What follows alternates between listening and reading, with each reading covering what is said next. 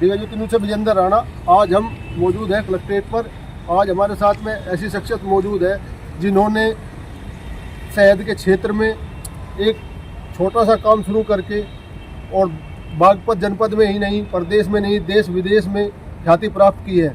और आज वो किसी पहचान के मोहताज नहीं हैं और उनके कार्य को देखने के लिए देश विदेश तक लोग आ रहे हैं। उनके बढ़ते कदम को देखने के लिए अभी पिछले दिनों एक प्रोग्राम हुआ जिसमें उन्होंने अपनी एक जो है कंपनी स्थापित की सब्जी की, शीत भंडारण के नाम से, उसका भी उद्घाटन हुआ। उसमें मंत्री जी भी आए थे।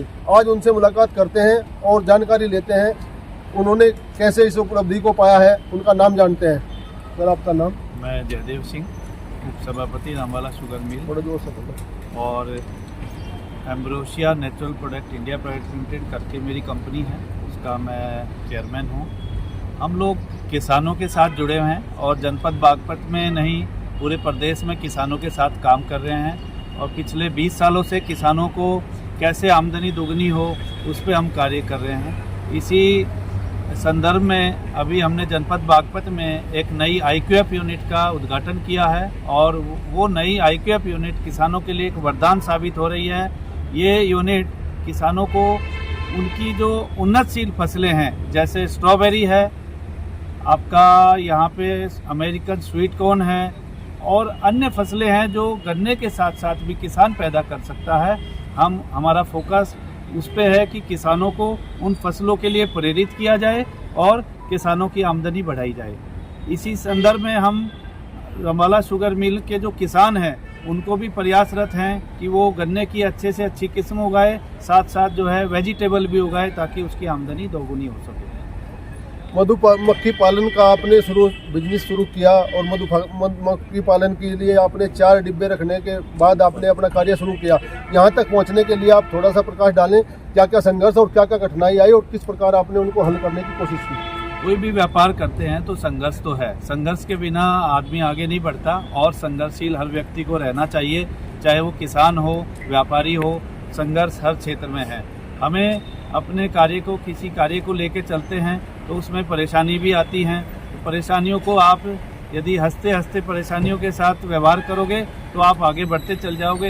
इसी संदर्भ में मैं बताऊं आपको कि हमारे व्यवसाय में जैसे हनी का व्यवसाय है या एग्रीकल्चर का जो व्यवसाय है उसमें भी परेशानियां आती हैं, लेकिन परेशानी को अपने ऊपर व्यक्ति को नहीं लेना चाहिए, परेशानी के साथ तालमेल करके आगे बढ़ना चाहिए।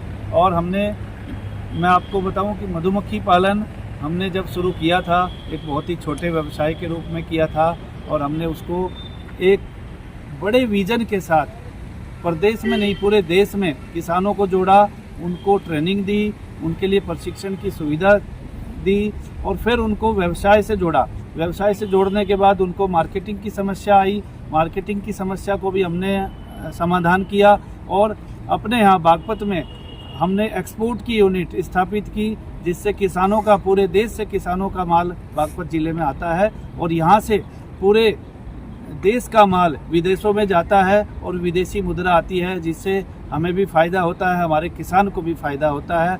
इसी के साथ साथ हम IQF में भी यही करने जा रहे हैं कि जैसे किसान उन्नतशील फसलें पैदा करेंगे, वो उन्नतशील फसलें गन्ने के साथ साथ जो हमारी ज़मीन है उसमें वो पैदा करें और उसकी जो क्रॉप है, उसकी जो फसलें हैं, उसको हम डोमेस्टिक मार्केट के साथ साथ एक्सपोर्ट मार्केट में, पूरे वर्ल्ड मार्केट में भी हम उसको बेचेंगे ताकि वो किसान को फ़ायदा हो सके और हमारे प्रदेश का, बागपत जनपद का नाम रोशन हो सके।